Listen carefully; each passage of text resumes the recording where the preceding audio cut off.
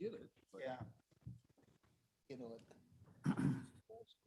that's just it. Morning, everyone.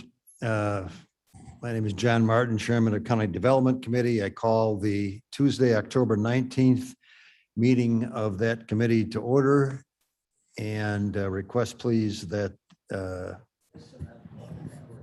call the roll. Brown, Berman, Berman here. Ford, Present. Iqbal, Iqbal present. Kenyon, Here. Wojnicki, Present.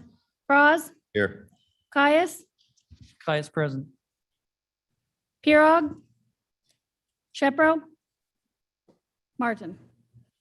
You have a quorum. None of the big. We have a quorum. I should note that the meeting was called on at 10:37 a.m. Is there a fine for these people that go over? In Mr. 27. Martin?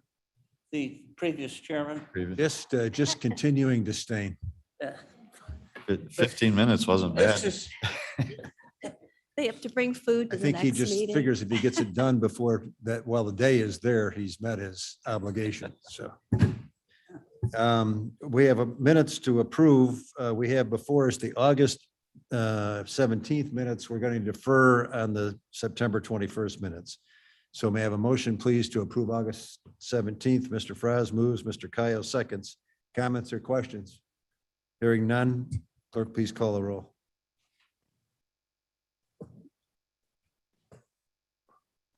Berman, Berman, yes. Brown, Yes. Ford, Ford, yes. Iqbal, Iqbal, yes. Kenyon, Yes. Wojnicki, Yes. Braz, Yes. Caius, Caius, yes. Martin. Martin, yes. Approved. Thank you. Item 3, monthly financials. We have that report in the file. We have no one present from the finance department. So should there be questions from the committee, please address them to the appropriate department. Do we have anybody registered for public comment today? Hearing none, seeing none, we will move to the next item, which is 5, our building and zoning report. Mr. Van Kerkhoff. Good morning. It was good to see everybody this morning. Our team continues to work primarily remotely and seeing the public by appointment. We had back in August drafted up our return to office, regular office hours.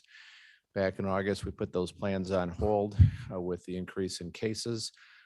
We are back on track now to planning to reopen for regular business hours, 8:30 to 4:30. Starting Monday, November 1st. I want to thank Jamie Labrillo with HR and the Health Department and Facilities Management for all their support and getting our offices prepared, both physically and procedurally. And again, to IT for the quick pivot we made back from the get-go to be able to service the construction industry and permits primarily by email and online payments. Our customers actually love it. We anticipate that our actual people coming to the building counter will be just a single digit percentage compared to the traffic we had before when we did everything in person. But we're grateful to be able to plan on reopening with regular office hours. With that, our team continues to, come into the office as needed for their tasks and by appointment. If there's any questions, I'm happy to answer those. Otherwise, those are our plans moving forward. Questions or Chairman? comments of this, Mr. Yeah. Kyle? This is Caius. Yeah. Are you going to be doing the planning meeting still by Zoom on Monday mornings? Here. Yes, we found that a lot of the customers who are attending those meetings are either from distances inside the county. We have a lot of people who are looking at engineers or planners that are involved with it that are even outside of the county. So they seem to like that. It actually makes us very prepared with PowerPoints. We had a lot of support from other departments. In fact, our meeting this Monday, we had a special exhibit prepared by KDOT with an overlay over transportation plans and water resources. Often he has great wetlands, topo and drainage maps to assist us. So that works out very well and we'll continue that. We also continue to do our Regional Planning Commission and Zoom by Zoom, our Zoning Board of Appeals by Zoom, and we do have staff on site as required. And our administrative adjudication program also is a combination hybrid. People can attend in person or via Zoom. Thank you. So Nikki? Thank you, Chairman.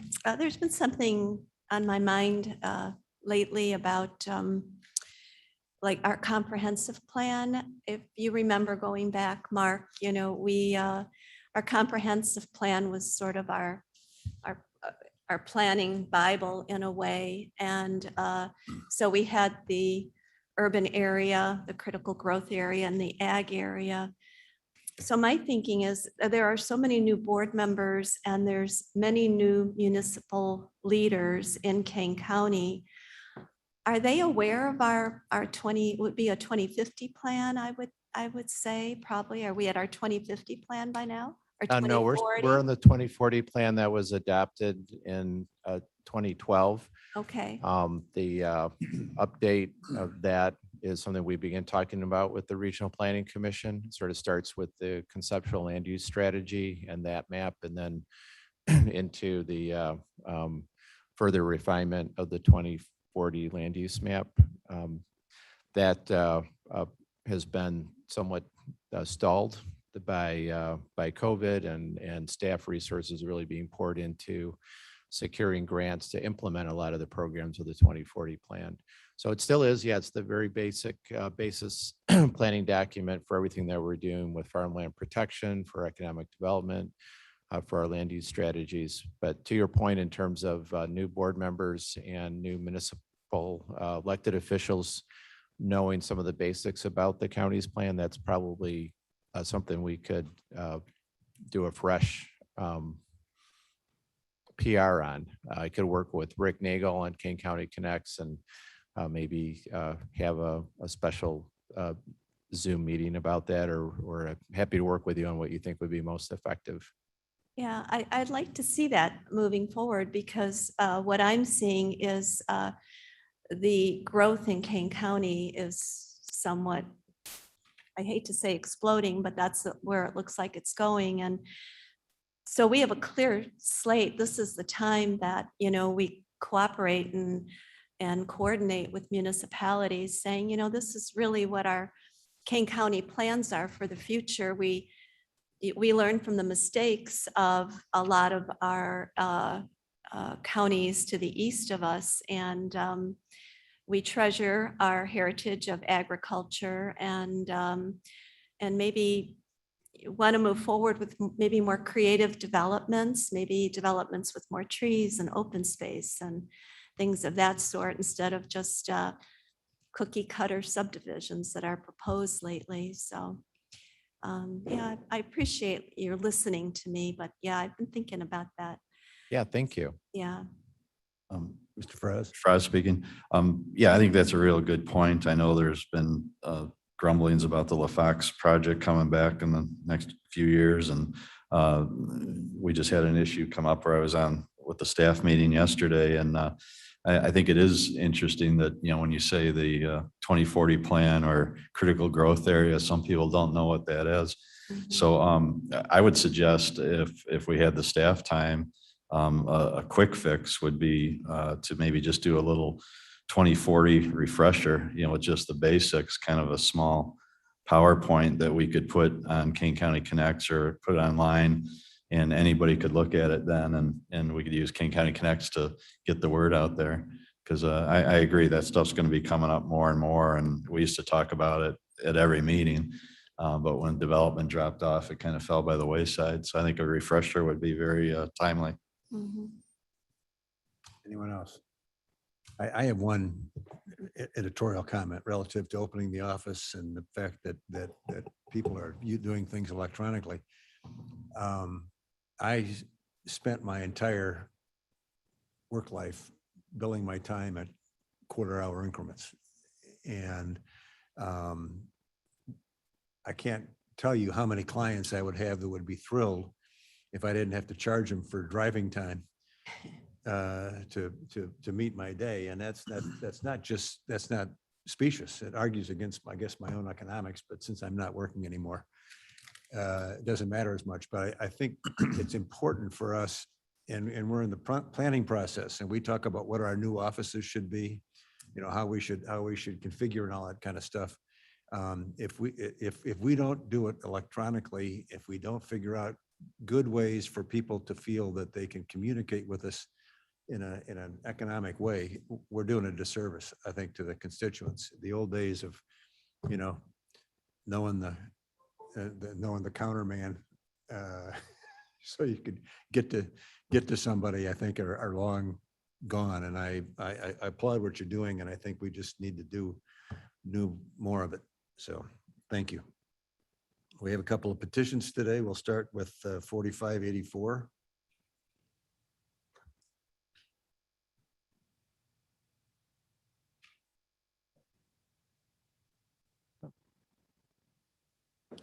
My first petition this morning is 4584 William Schupperhauer Trust, rezoning from F District Farming to F1 District Rural Residential. This is the location on the 2040 plan map. You can see it's in an area slated predominantly for agriculture. There's an older rural subdivision just to the south and west. Here it is on the zoning map. Again, you can see it's predominantly zoned F District Farming in that area with some other residential uses. Here it is on the aerial. You can see it's in an area as it's zoned is used primarily for agriculture. Here's a little bit of a close-up. The existing farmstead for the proposed F1 is actually owned and part of the property to the north as well. So this would be a little bit of a reconfiguration and rezoning to allow the farmhouse to be sold off to the longtime renter.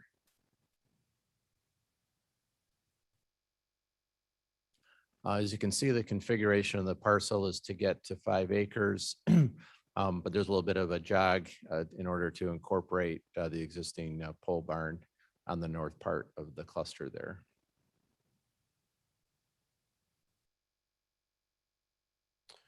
Staff recommended comments and stipulations. I won't read them all the way through, but they're basically comments from Water Resources regarding the amount of floodplain, where the home would be built if one were to be done.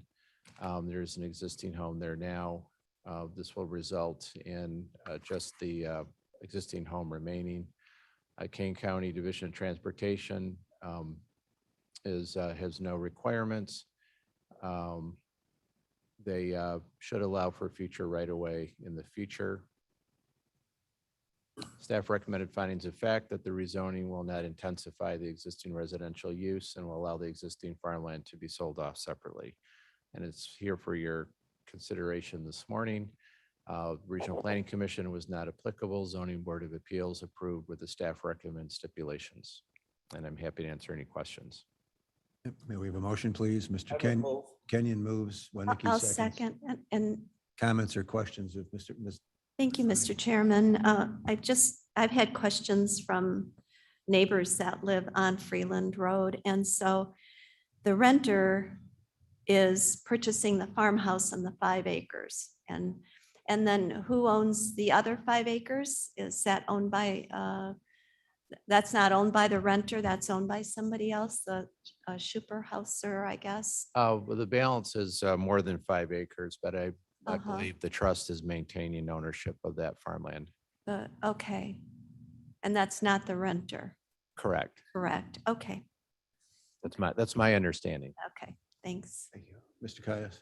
Yeah, when I first saw this, I thought maybe this was the airstrip. That's an interesting configuration of Yeah, the, it is.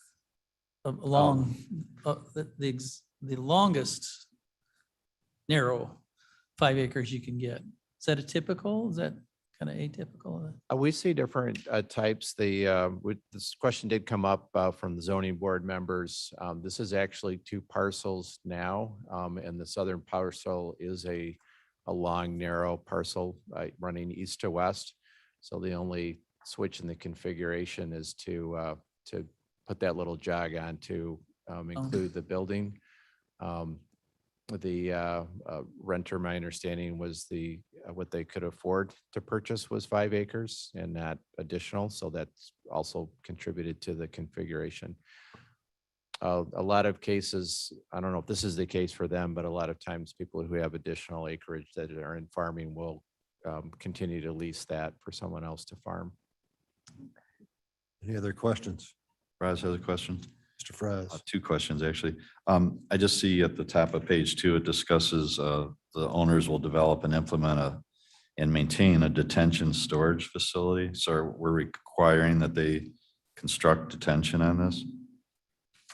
I'll let Ann Wilford address that with Water Resources. Yeah, thanks. No, not at this time. We have a section of our ordinance, though, that defines the Plat Act as a form of development. And so the existing impervious is all created prior to 2001. But should they build a home on the lot that doesn't have a home, or for some reason expand on the 5-acre lot and hit that 25,000 square feet of impervious, then they'd be required to do detention. So at this time, there's no Okay, detention. so that's in the future. Yeah. And then as far as item 2, this is related to KDOT. It says KDOT would recommend a 33-foot right of way there. I just want to be sure that that is being, are they agreeing to that?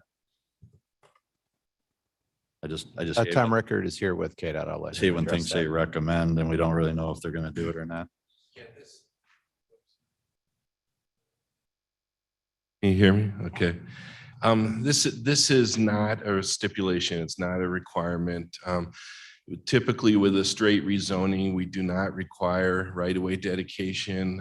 We're more concerned that the setback is established so that buildings aren't kind of pushing up into or next to the right-of-way. So this is not a stipulation. Okay, keep KDOT satisfied with the Yes. petition as written. Thanks. Thank you. Anything else? Hearing none. Clerk, please call the roll. Berman, Yes. Brown, Brown, yes. Ford, Ford, yes. Iqbal, Iqbal, yes. Kenyon, Yes. Wojnicki, Yes. Froz, Yes. Caius, Guys, yes. Martin. Martin, yes. Yes. Motion carries. Petition 4585.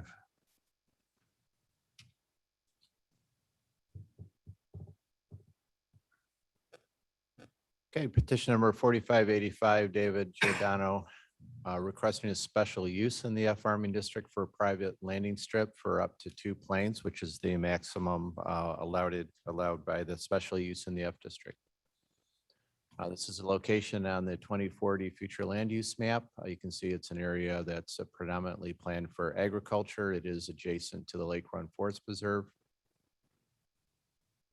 Here it is on the zoning map along Norris Road. You can see that it's, again, predominantly zoned F district farming. It is in a cluster of F1 parcels that have been, and a couple of E2 parcels that have been split off for residential uses.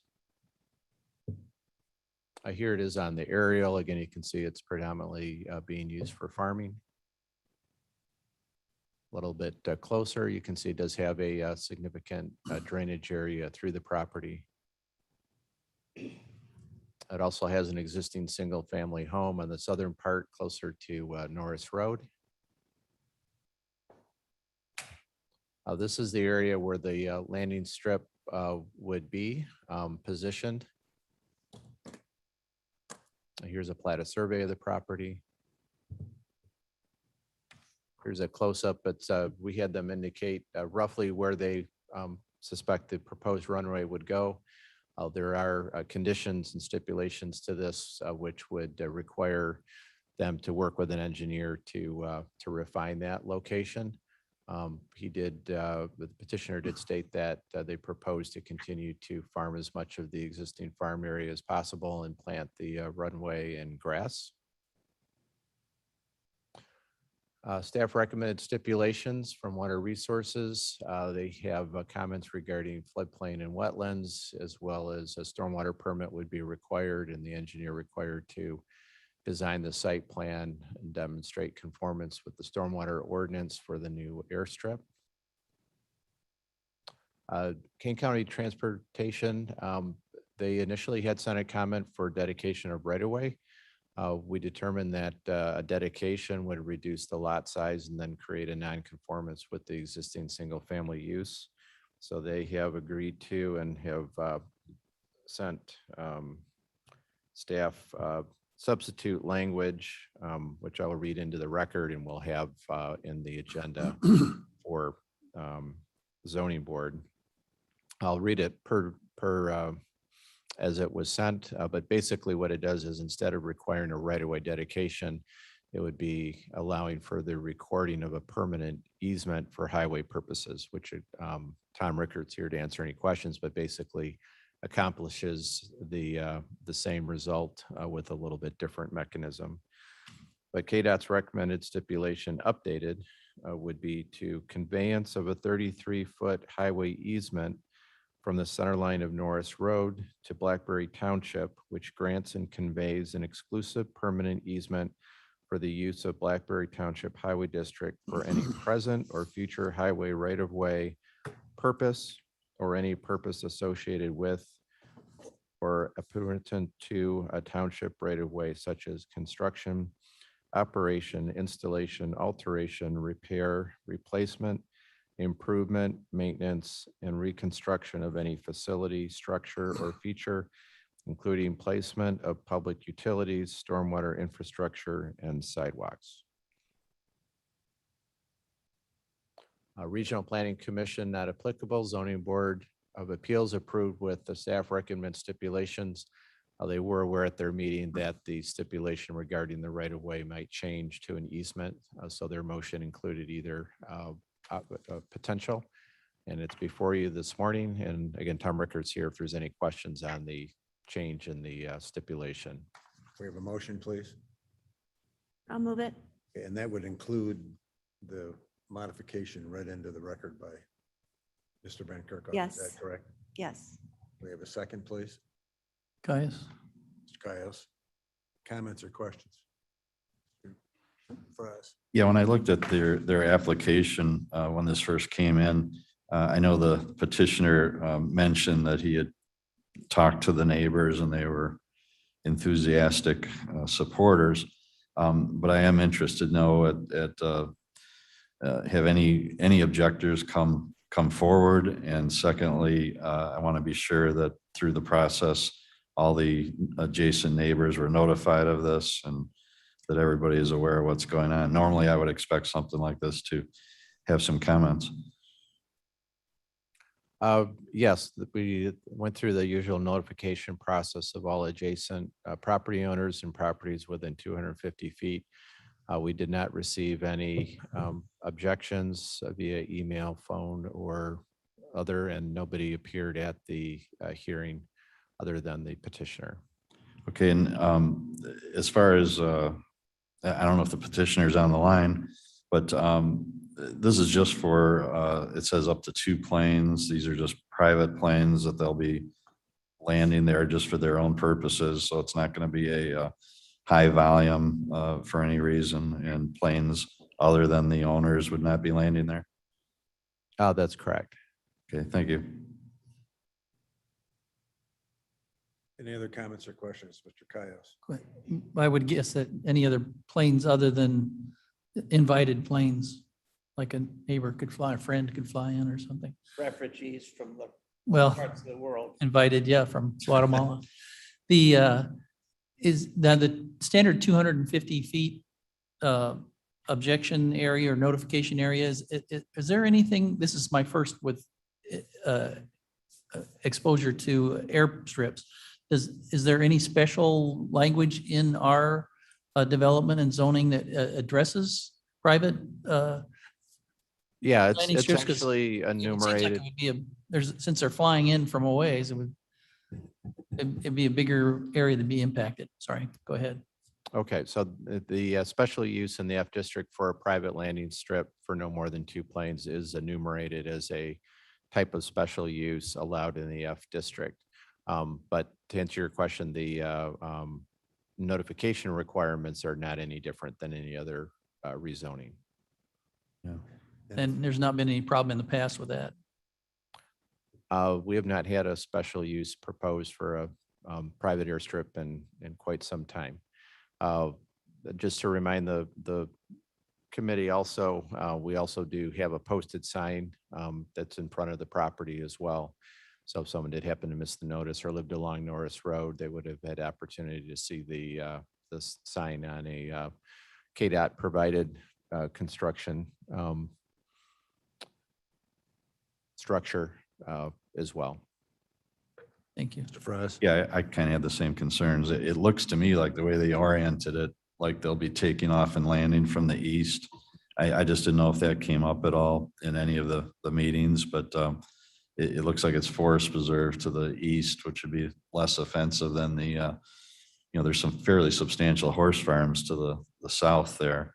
So I hate the thought of a plane coming in low over a corral with horses in it. Yeah, I think we actually even, King County Forest Preserve allows, we have 3 different landing strips for model airplanes. And the one I believe up north is just for a soaring club because it was going to be near equestrian activity. And they requested that we don't even have the little motorized plane. Yeah, I guess I wish the petitioner was here. I had a lot more questions and I guess I could have pursued them before the meeting, but I'm just a little concerned that we're going to hear from people, as Mr. Kai said, we do a 250-foot notification and this really affects people for probably at least a quarter mile, a half a mile, at least in the direction of takeoff and landings. Mr. Kenyon. There's an airstrip out on Kendall Road, right? Mm-hmm.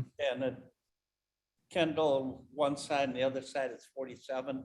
And that's right amongst a lot of horse farms.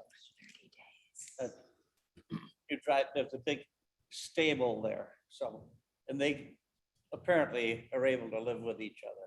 Well, and not to be too brittle, but those people have an opportunity to appear and they didn't. So I think. Yeah, well, I'm just saying, I think there's the majority of those horse farms probably don't know anything about this. With the 250-foot notification with 5 acre, at least 5 acre size parcels.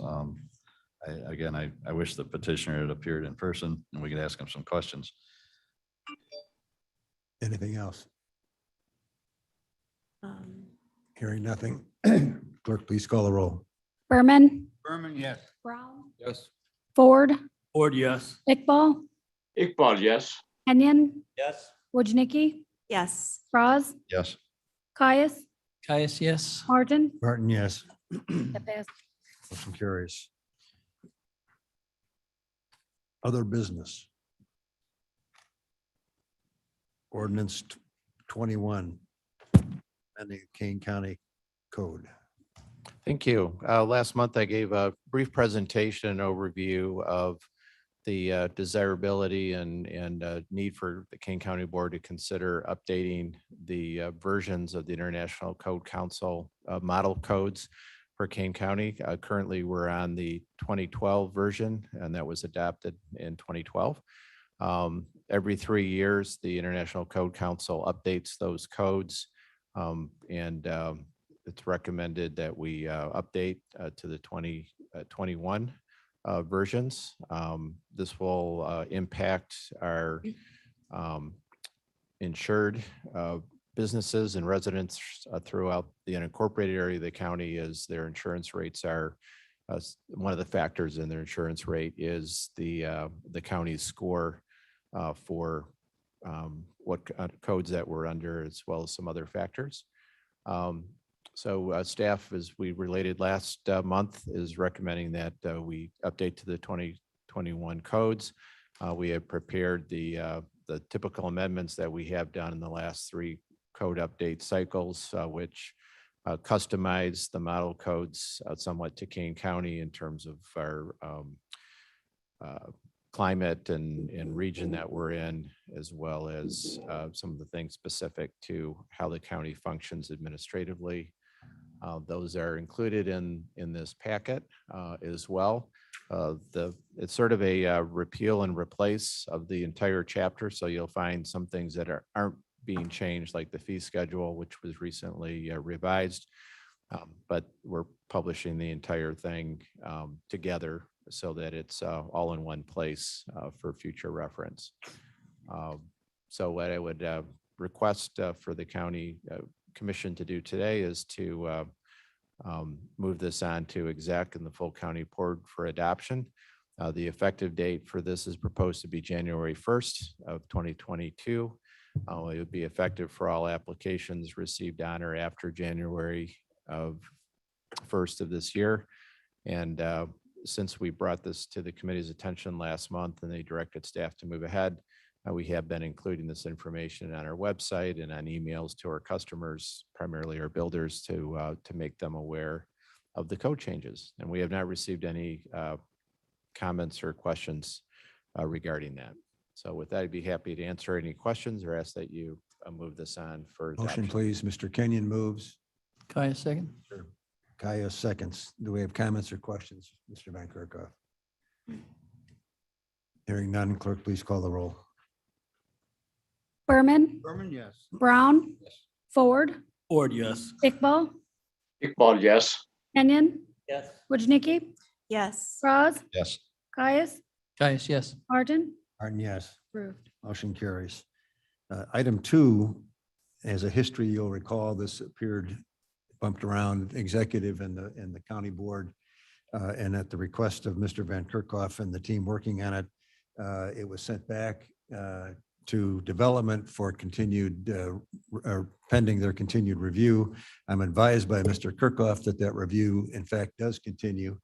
And absent any objection from anybody on the committee, I'm going to say that we take this off the agenda, give it to, leave it with Mr. Van Kerkhoff pending the completion of their review and representing to this committee. Is that okay with everybody? Done. Mhm. Item 3. Okay, your last item from Development Department this morning is resolution for dangerous and unsafe buildings.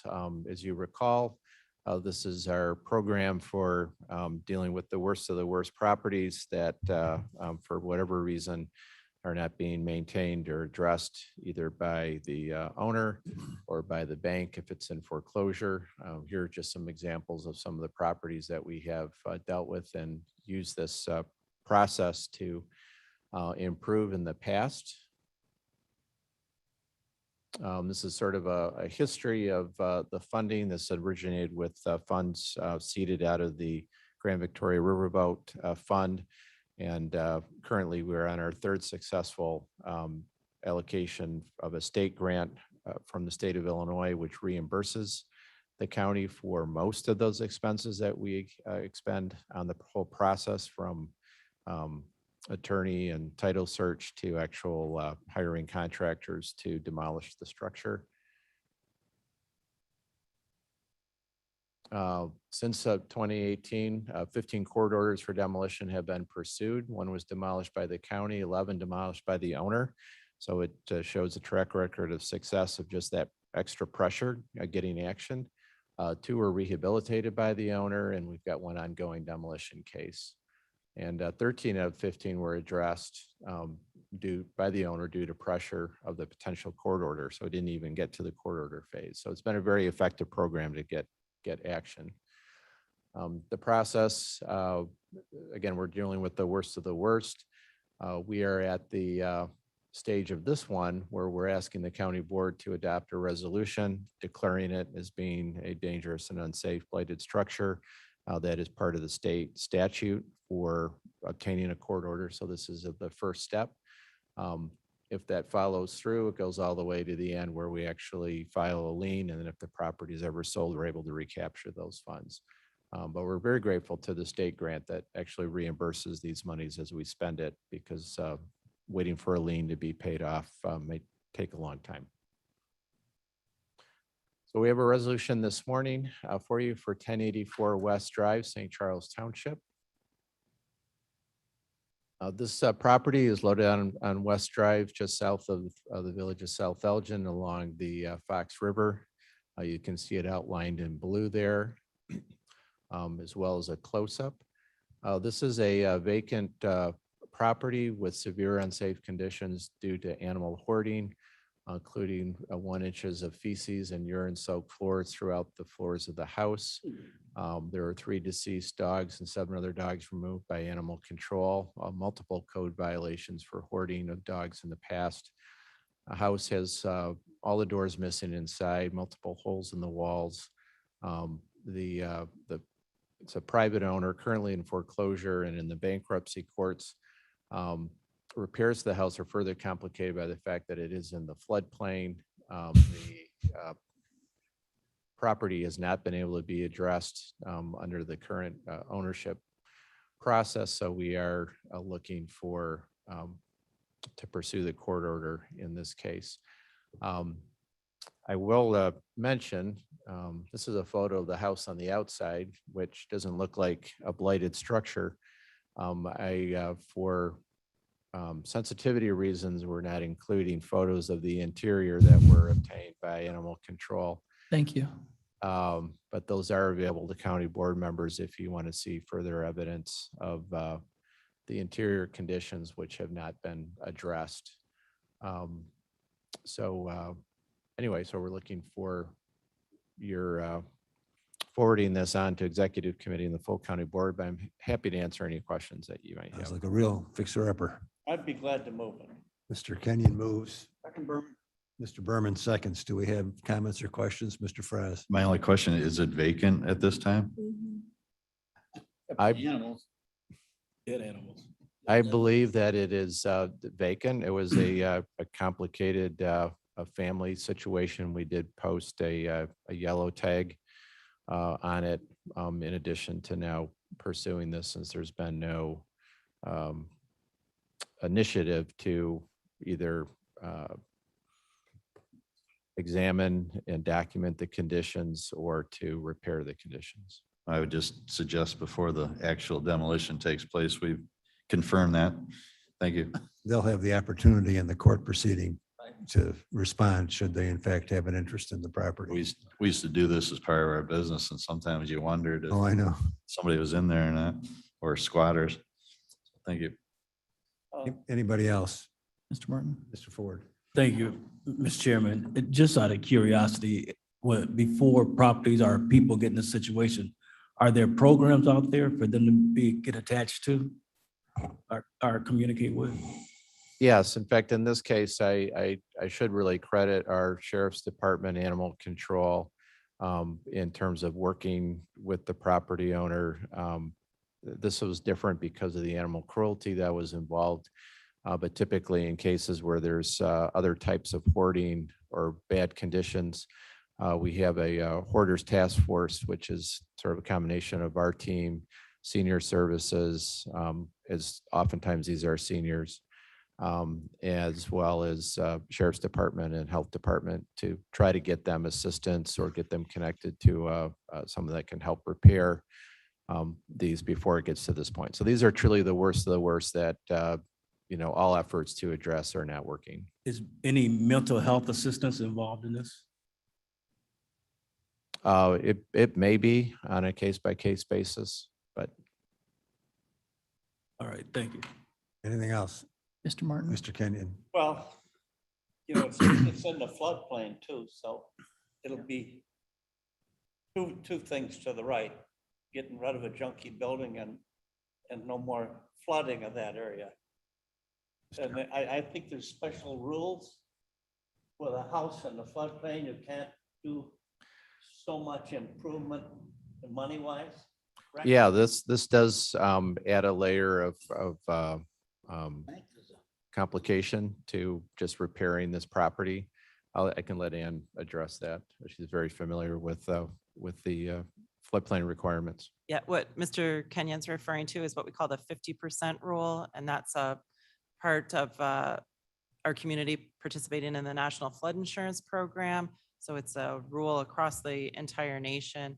And if a home becomes damaged or it's improved to 50% of its value, they're then required to bring that home into conformance, which means for a home like this, that they would have to eliminate any basement, should they have a basement, and bring that first floor up to 3 feet above the base flood or the 100-year flood elevation. So for a home like this, that would be 6 to 7 feet off the ground they would need to. So it's quite expensive for folks to have to bring their home into conformance with our floodplain standards. And certainly from the evidence that Mr. Van Kerkhoff's department has seen, this home is certainly within the 50% and above margin for those improvements. So. Thank you. Anything else, Mr. Cayos? Just quickly, I'd like to commend this program. I know that one house in our area was rehabbed very successfully to the gratitude of the neighbors. So it takes a little time to do, but it's well worth this program. Anything else?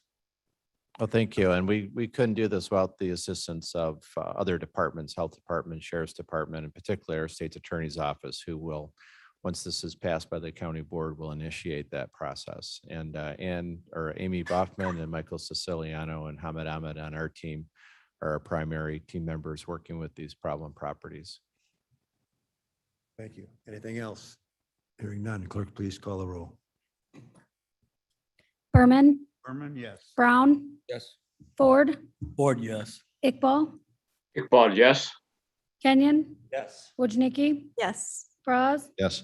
Caius, Guys, yes. Martin, Martin, yes. carries. Motion carries.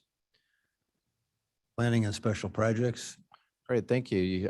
As I say every month, our planning division team reports to a number of different committees, and a lot of their work is presented in detail there. So we always present a summary of some of their outside the office activities that we're working on. I will just note, as I've noted for the other committees, that our department has submitted 5 applications to the American Rescue Plan Committee, the county board, for use of funds for primarily economic development, recovery, and ongoing sustainability. And I'm happy to answer any questions about those areas as well, and appreciate your support. Thank you. Any questions? Hearing none. Do we have any subdivisions today? No, not today. I'm not aware. Okay. And anything from environmental resources? No. All right, water resources, we're going to continue to move along on the Ogden Gardens project. Correct. Is Jody Wolnick on the call? I'm online. Can you guys hear me? Yes. Let her speak to the. Great.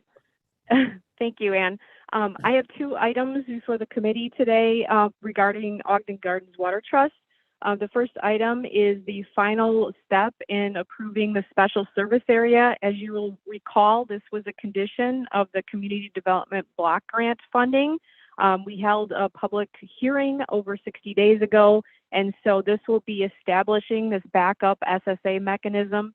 Should the water trust ever fail, it will allow the county to activate the special service area and hire an operator on board to continue to maintain and operate the water system out there.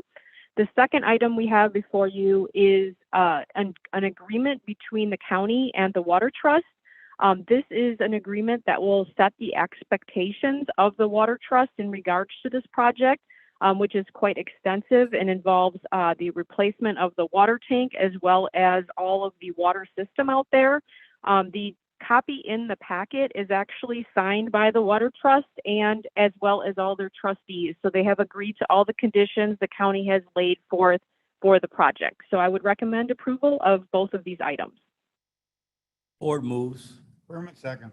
Okay, we're moving both items. Yes. Thank you, Mr. Ford. Thank you, Mr. Berman. Are there comments or questions? This is a great project. I mean, we're really solving a problem for a lot of people that Mr. Chairman, can use the assistance. Mr. Ford. I just want to say this is a good example of how Kane County government works well with other municipalities. Agreed. Anything else? Clerk, please call the roll. Berman, Berman, yes. Brown, Ford, Ford, yes. Iqbal, Iqbal, yes. Kenyon, Yes. Wojnicki, Yes. Braz, Yes. Caius, Guys, yes. Martin, Martin, yes. carries. Motion carries. Mr. Berger. Good morning, Chairman Martin, and good morning to members of the Development Committee. We do have one item for you today. It begins on page 91 of your agenda packet. It's a resolution regarding a special allocation of home funds we're expecting to receive from the U.S. Department of Housing and Urban Development. These funds were appropriated under the American Rescue Plan Act, and we will be incorporating the award into our Housing and Community Development Action Plan with a substantial amendment that we anticipate bringing to you in the next couple months. Today, our resolution does three things. It establishes a special revenue fund, Fund 414 in the county's ledger, so that we can properly account for this special allocation of home funds. It also adopts a budget for the portion of the allocation that we expect to receive yet this fiscal year 2021. And then finally, it extends our office's current line of credit so that the finance department can set up interfund loans in advance of our receiving reimbursements from Washington. So at this time, we're recommending you send this resolution on to the Finance Committee and ultimately the County Board for consideration. I am certainly happy to answer any questions you might have of me today. Thank you. It's always a tough job trying to convince us to accept money. Wonicky moves.